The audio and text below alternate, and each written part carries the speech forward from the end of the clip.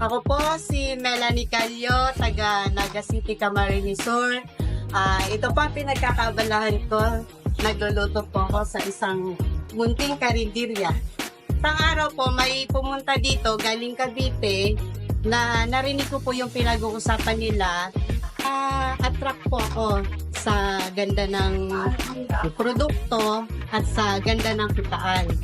Wala po akong sapat na kapital, kaya pinagtrabahuhan ko po ito para makasali sa SBI para magkaroon ng sapat na puhunan.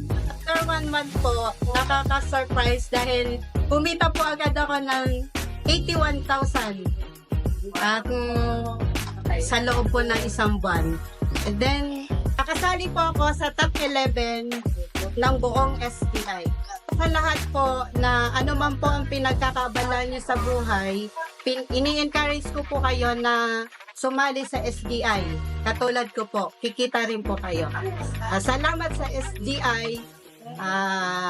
Fly high SDI, live long abundantly. Yeah!